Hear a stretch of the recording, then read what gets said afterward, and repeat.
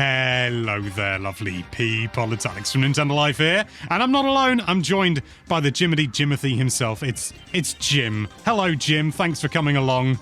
It is Jim. Hello, Alex. Thank you for having me. I'm in a loud, echoey room, so apologies in advance for the sound. Sorry, listeners. If you like tunnels, you're going to have a lot to love about this video, because yes, we're talking about, I don't know how I'm segueing onto the subject matter, but we're doing it anyway. We recently had a Pokemon Presents, and we got a look at Pokemon ZA, or ZA for the rest of the world. Legends in there as well somewhere. I keep forgetting that. Do you keep forgetting that? I don't know, I've just called the last one Arceus or Arceus for so long now that I don't know how anything's pronounced. We'll just call it ZA and be done with it. And they showed off a new battle system, which I think it's not unreasonable to say is the single most exciting thing about that reveal. Jim, what are your thoughts about it? It looks ever so Xenobladey, doesn't it? It really does, yeah. It looks very Xenobladey. We've got cooldowns, we've got dodges, we've got lock-on cameras. It looks quite exciting. I mean, it's suffice to say, it's definitely not a one-to-one, like, exact replica of Xenoblade, but, you know, the sort of the cooldown thing, some people might say it's a little Diablo-like, maybe, or something like that. Within that vein, but personally, I think it's probably the most exciting change to battle we've had since, honestly, probably ever, all things considered. Because, you know, Arceus did have... It had like the different like styles or something like that. I can't quite remember what it was, and that was something, but I don't think it made a huge difference overall. Maybe I just wasn't using it properly. I don't know, but this, I don't think anyone would argue that this is a bigger deal. Yeah, totally. And it looks like this is going to be used all the time. While Arceus had something similar with some of its like big boss fights, and you could throw items and stuff like that. This seems to be like going whole hog on this, and I think that's really exciting because as much as I like Pokemon's turn-based battles, it's a little stale. This franchise is old now, and it's about time that its central feature switched things up a little bit. This seems like the right time to do it. Yeah, I don't imagine this is something that's going to be leeching into the mainline anytime soon. I'd love it if it was. That's assuming that they get it right, because, you know, sort of with respect, as much as can be afforded, I think that there's an awful lot of potential here, and I'm not expecting all of it to be realized. And admittedly, that's the same with any game, to be honest. You're never going to be able to realize 100% of the potential, because, you know, games have to be made, they have to be finished, they have to be sent off, you know, they have to go gold at some point. I can't remember who it was, but somebody said that art is never finished, only ever abandoned. It was probably Miyamoto. That's another quote that's probably just prescribed to Miyamoto. I think it was more just sort of like a broad artist, like or philosopher or something like that. Either way, let us know who it was in the comments down below. Make us look stupid.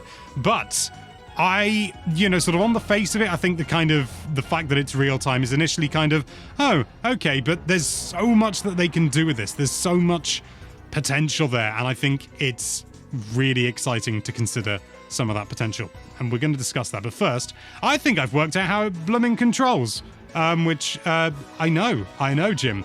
Well reacted, considering we hadn't discussed it before recording. I think that you're going to be choosing your, because on first glance you might think just like the D-pad or something. I think the D-pad is for changing your Pokemon and stuff like that in the bottom left-hand corner, because as much as anything, design language, the left side of the controller should be used for the left side of the screen, and the right side of the controller, right side of the screen. I think it's going to be the right stick. You might say, what about the camera, Alex? Jim, you might say that. What about the camera, Alex? I think it's just locked on. I don't think the camera's going to be that adjustable. I can't remember if it was in Arceus. I don't think it was. I think it was just locked onto the enemy, because you could still move around, and it didn't do anything except for you could get out of the way of the enemy attacks, but that was kind of neither here nor there. But yeah, I think it's going to be the right stick. Do you think that's feasible? Do you think I'm mental? Well, of course I think that you're mental, but I do think that that's feasible. Yeah, I think that it's important to bear in mind that as much as we can talk about Pokemon games getting easier as the series has gone on, these games should be played by everyone. They should be playable by everyone. For every Pokemon game is going to be someone's first Pokemon game, so having something that isn't too complicated, where you have to control a camera as well as controlling moves, as well as subbing in Pokemon, feels like the right way to go. If you're entering a battle and you're automatically locking onto that one Pokemon, that's fine. And I think using the right stick to go up, down, left or right to select one of your 4 moves, it makes a lot of sense. I can see it working nicely when this whole new tactical thing is going to open up and people are going to go wild over it. I hope they do, because, well, I hope it's worth going wild over, because I am genuinely really, really excited about it, because I sort of touched on this when we talked about the presents. Obviously, Jim wasn't there, so I'll go over it very briefly, but the idea that it can change so many different ways in which you play. You could try and keep your distance, because we've seen the likes of things like water gun. It's not an instant stream. It goes blue and it flies forward. It flies towards the opponent, not necessarily the camera. It depends where the camera is, but so that gives you that time to dodge out of the way. And so you could keep your distance to make it easier to avoid things like water gun, but then you yourself are also at a disadvantage unless you have, maybe there's some moves that are a lot faster, like maybe Ice Beam or something comes out super quickly and, has greater range and things like that. So I think there's a lot of potential when it comes to even just the distancing that you're trying to maintain between your opponent, and maybe your opponent's trying to keep their distance if they're that clever. I sort of suspect maybe they'll just sort of stand still to a degree. But, you could get up close and personal and kind of put pressure on them and stuff like that. Oh, it's got so much going for it. I'm really excited. You would think, wouldn't you? Because, like I said earlier, this is going to change the tactics of a Pokemon battle that people have learned over the past 30 years. But you'd think that a lot of the basic fundamentals are still going to be there. So much of Pokemon battles are to do with the speed of your Pokemon and the speed of moves. You have to imagine that a move like Quick Attack is going to be quick to do, and a Pokemon that is small and fast is going to be able to get off quick moves faster, but moves that perhaps don't do as much damage. Whereas if you're building up to do something like Earthquake or Rollout, that should take a bit longer. Yeah, so I think that's entirely sensible, and I think in a way it makes the Pokemon feel a little bit more true to what their Pokedex entries say. Sort of speed was only ever about turn order, and again, Arceus kind of changed that up, but not in any substantial way. And the idea of having like a big tanky Pokemon that's like, it doesn't move quickly or anything, but it can just tank the hits. And, it just tank, and then it just goes, like you say, Rollout or something, or Hyper Beam, something like that. It allows for a much more dynamic way of playing. Yeah, and something that feels like the anime. For all of those kids like me that grew up watching the show and watches Ash go, Pikachu, get out of the way! Pikachu, do this! Like, this game is going to do that now. I'm not going to have to imagine that in my head anymore as an ugly sprite gets hit by an attack. Now we can actually let that happen. And that's going to be so exciting for people like me who have just been imagining it for every game. Now we can actually see it with our eyes! I don't imagine they'll go so far as to be able to allow you to target, say, the Horn of Onyx so that, electric moves are super effective against it. That annoyed me back then. It still annoys me now. It's like, oh no, whatever are we going to do? I know, it doesn't work that way.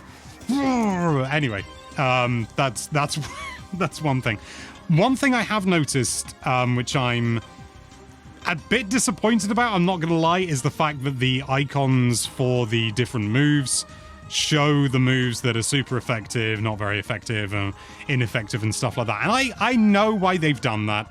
It's arguably a quality of life feature, but certainly when it's like in the heat of the moment, I don't want to be sort of given all that information. I want to be able to have that moment of panic and maybe let off the wrong move. I like a challenge, so if that can be disabled, I'll be over the moon, but unfortunately, I suspect it probably can't. This is something that I've missed. Are these like, it will tell you the type advantages of moves? Yeah, yeah. It's just like in the mainline games. If you look at the Totodile Tepic fight, you can see the water gun has a circle with a dot in it.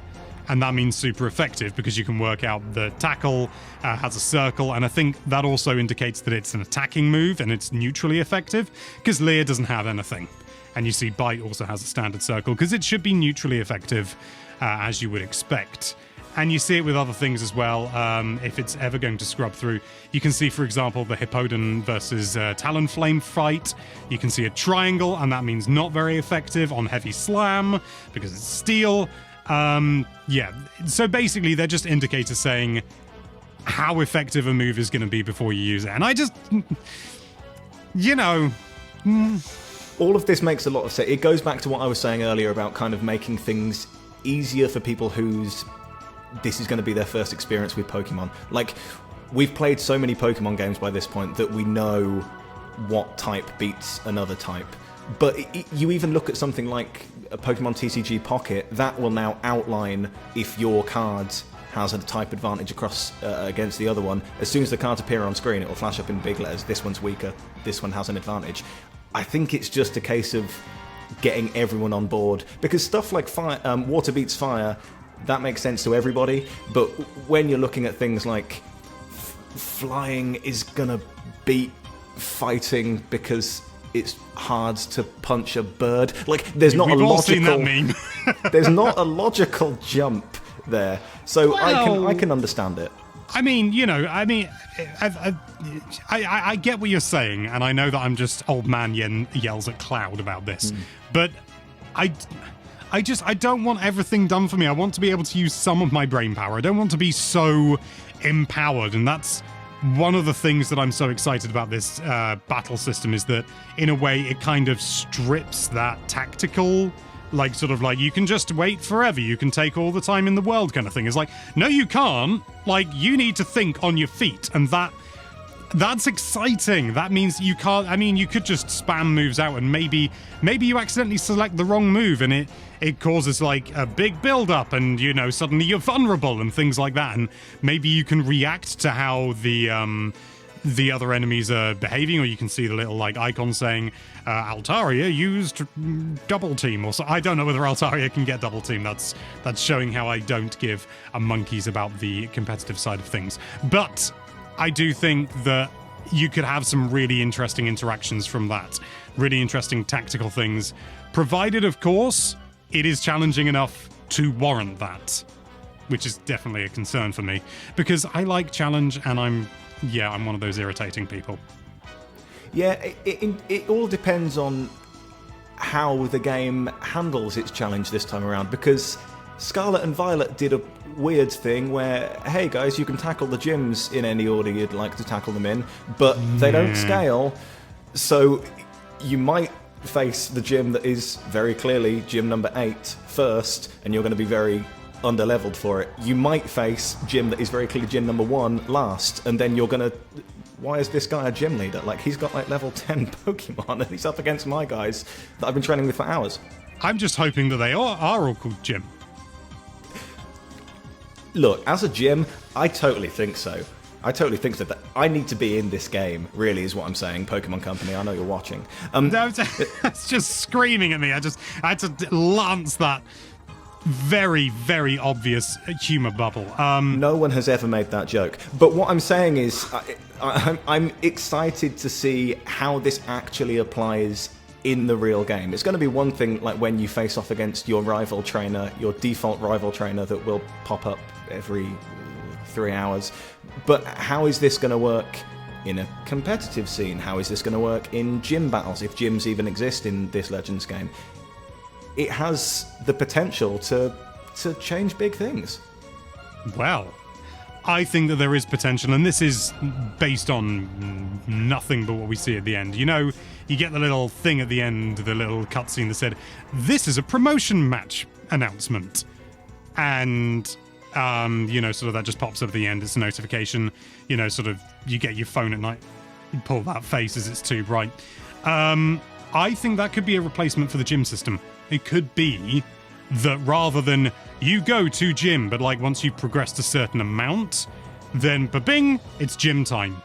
That your catchphrase, of course. It's gym time, yeah.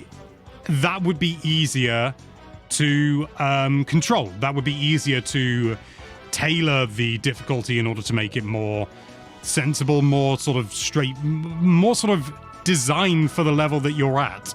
It could also just be once you clear 3 wild areas, it doesn't matter what level you are, you get a promotion announcement, which would be annoying, but you know, I'm simultaneously really excited about this stuff and also fearful that they're going to drop the ball in some way that we don't fully understand yet.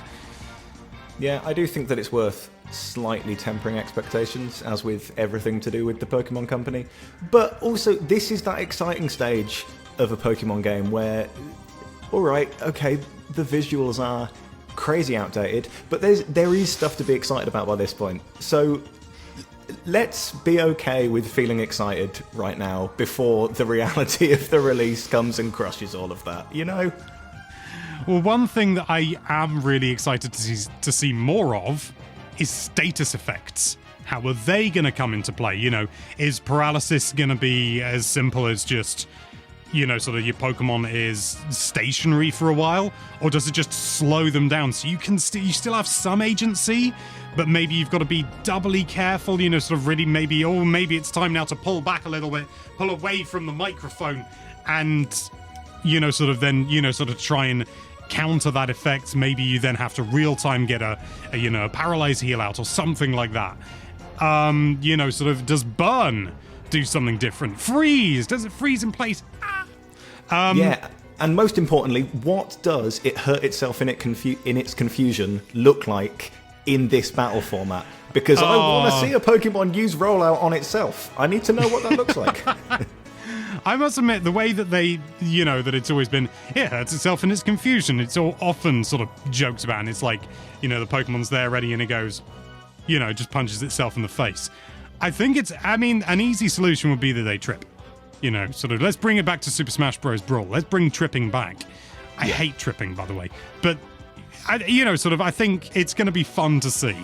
And I've just remembered something else that I'm not excited about. They've changed the size of the Pokemon, haven't they? So, like, in Legends Arceus, you had an Onix, and it was massive. It was frightening. You saw this huge thing. And here we see an Onix, and it's sort of, however old these people are, teenager height kind of thing. And I get that from a sort of a practical point of view, but I think it would have been more interesting to lean into that, you know, sort of, oh, but it's cities, you can't have big Pokemon. And it's like, okay, if you're in a dense area, you know, sort of a tight alleyway or something, you can't use your Warlord. You just can't bring them out. You've got to think on your feet now. You're going to have to use that Pichu. Well, who knows? Who knows, Alex? Perhaps that is what's going to happen. Maybe there'll be certain areas. We've seen dodgy little looking back alleys with like Trubbish sitting in it in that little trailer. We've seen lots of different environments. Perhaps it will happen. I hope that it will. Imagine if you're doing water battles where only Pokemon that would be feasible in water can be there to fight. Stuff like that is going to bring a whole new tactical edge. What if you're doing a battle in the air and only flying types can be there? This is fun stuff. Yeah. You know, that kind of, again, it's kind of disempowerment. This is something that I've seen a lot of people talking about, not specifically to this, but the idea of disempowerment. And yeah, sort of having to force you to think on your feet and change your tactics rather than just getting Mega Charizard X and just, you know, bulldozing everything. You know, sort of like maybe, you know, if the Pokemon's at the water, you know, a water Pokemon's at the water's edge, you can get a Pokemon out on the land and it can attack it from a distance, but you're invariably at a disadvantage because the Pokemon in the water has, you know, sort of can in theory come on land, but you can't go in the water. So, but if there's a Pokemon like in a large body of water, like a Gyarados or something, right in the middle, and it's not going to go near the edge, you're going to have to take a water Pokemon out there. But they're not going to do that. I'm certain of it. Like I said earlier, I'm excited just dreaming at this point. I don't want to dunk on it just yet. I'm ready to dunk on it when it comes out later this year. Yeah, but I find myself stuck so hard between reality and excitement. That basically feels like my life at the moment, but I'm really hoping I'm wrong about this. Regardless, it's going to be good for the series. It's going to be good.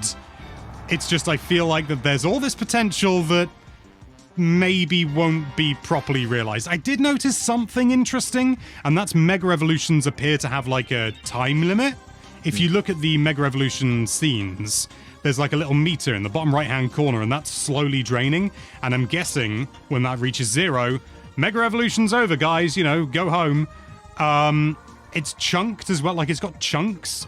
So I don't know if maybe using a move reduces that or something like that. It's not clear because we don't get to see any move like properly finish as far as I can tell. Certainly we don't see another move come out.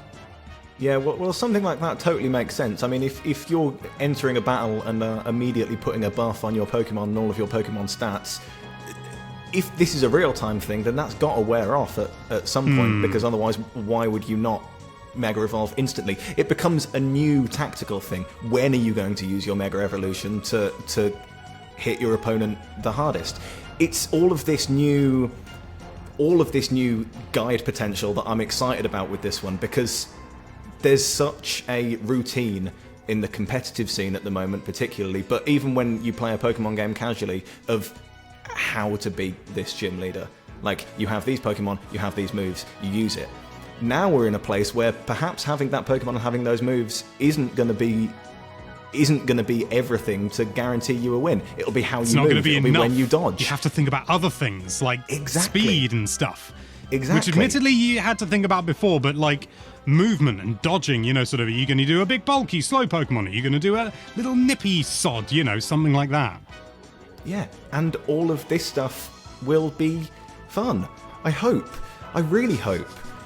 If it's not, I'm going to be looking back on this video in 10 months' time thinking, oh, we were so hopeful. Well, fingers crossed. Before we go, though, I do want to ask, I've seen that Dig is definitely in the game. Onyx has it. How do you think that's going to work? Because you're going to be invisible. Surely. You're going to go underground. Where are they gone? Where are they gone? It should be exactly the same as a move like Fly, right? You'll shoot off into the sky, and for a turn, maybe you disappear. I don't know. Again, so much promise. I like to think that, again, that's going to be a new tactical edge that you can use. What if 2 Pokemon use Dig and then they can fight underground for a minute? Or 2 Pokemon use Fly and they can fight above you? None of this is going to happen. Of course it's not. No. Oh, but gosh, it's exciting.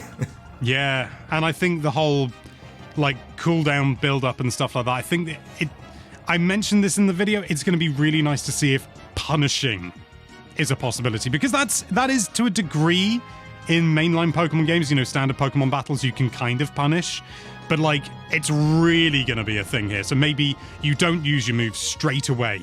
You're sort of there waiting, you're sort of edging out your opponent, you're sort of looking down, seeing who's going to draw first, and you go, they use a move, and you go, bah, you know.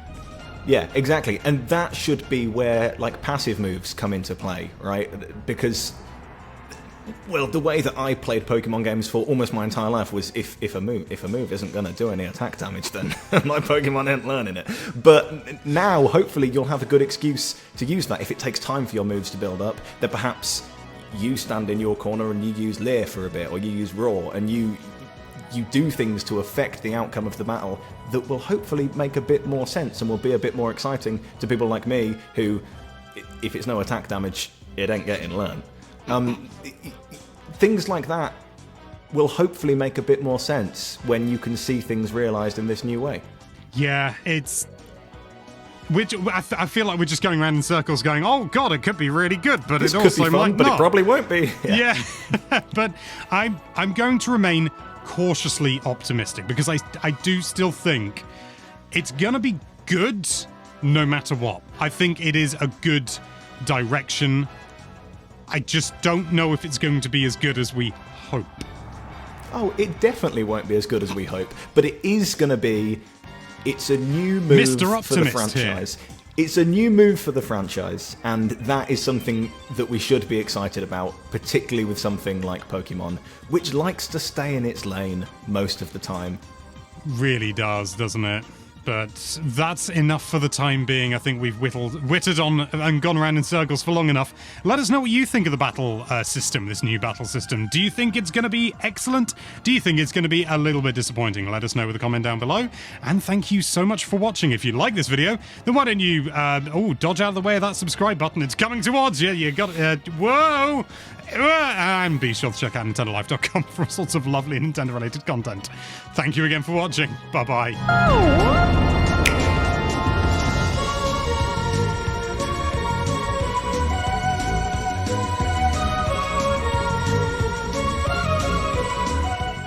I must say. Yeah, I mean, I've already shown my hand. I'm really excited about this. Like, it's so nice to see something fresh for a change. And I do think that they are missing out in certain other areas. But my god, the battling. Oh my god, it's actually going to be good, maybe. Maybe, we don't know. Jim?